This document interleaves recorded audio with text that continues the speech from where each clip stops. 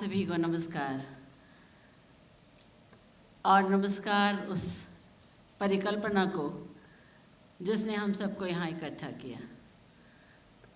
जब कहा गया कि सब सहज हैं, कुछ भव्यता नहीं है, ये जो सहजता है ये कितनी कठिन है, भव्यता का प्रदर्शन कितना भौंडा है। यदि ये मूल सिद्धांत है इस संस्था का, तो मैं इसे सलाम करती हूँ। मैं सलाम करती हूँ उस परिकल्पना का जो विदेश से आए हुए बच्चों को हिंदी पढ़ते हुए, यहाँ देखते हुए और अपने में शामिल करते हुए कि वे भी हमारे अपने हैं, हिंदी उनकी अकेली नहीं है, वे सब भी हमारे हैं। मैं इस परिकल्पना को भी सलाम करती हूँ। मैं इस बात पर बहुत खुश हूँ कि पिछली बार, मैंने ये दूसरी बार आयोजन में शामिल हुई मैं, कि पहली बार बद्रवास्ती थे और इस बार निराला। तो गंगा जमुनी जो हमारी परंपरा है उसे आप इस तरह सार्थक करते हैं, सलामी इस बात के लिए भी है।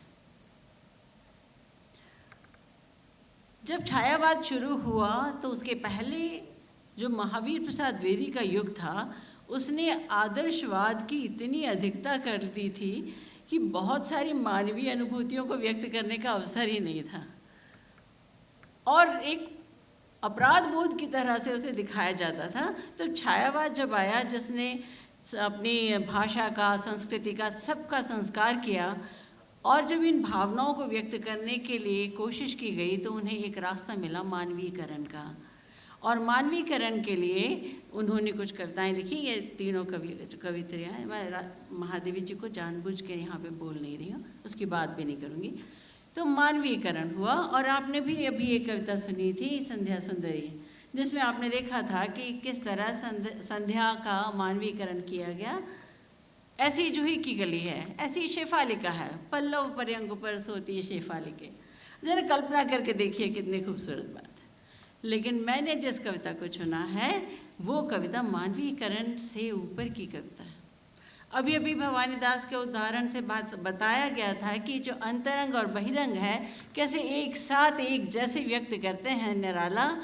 ये उसका एकदम अप्रतिम उदाहरण है। ये कविता अगर आप अनजान हैं तो आप सोचेंगे कि ये कविता रात की कविता है, लेकिन यदि आप एक छोटे से प्रयोग से, निराला के एक छोटे से प्रयोग से समझ पाएँ तो आप जानेंगे कि ये सिर्फ रात को व्यक्त नहीं करती, स्त्री के सुबह उठने की बात भी करती है। मेरी कविता जिसकी बात मैं करने वाली हूँ वो है प्रिय यामिनी जागी। हुआ ये कि निराला ने लिख दिया, सॉरी मुझे माफ़ करें जी,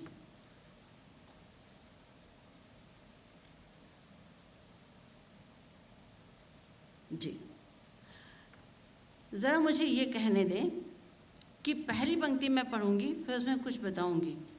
प्रिय यामिनी जागी, कवि ने प्रिय को ब्रैकेट में लिख दिया। पूरी कविता की खूबसूरती इसमें ही है। जब आप कभी ब्रैकेट में लिखते हैं तो उसका मतलब होता है कि वो दो तरह से लागू हो सकती है, यानी ये भी शामिल है। तो कविता है प्रिय यामिनी जागी, यानी प्रिय जागी, प्रिया और यामिनी जागी।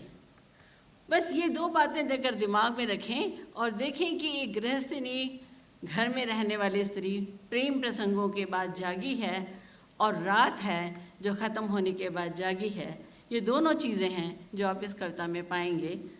कविता है प्रिय यामिनी जागी।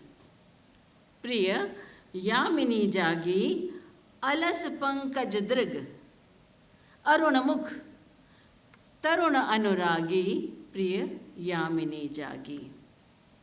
खुले केश अशेष शोभा भर रहे, पृष्ठ ग्रीवा बाहुर पर तर रहे, बादलों में घिर अपर दिन कर रहे, ज्योति की तन्वी तड़ित द्युति ने क्षमा मांगी, प्रिय यामिनी जागी।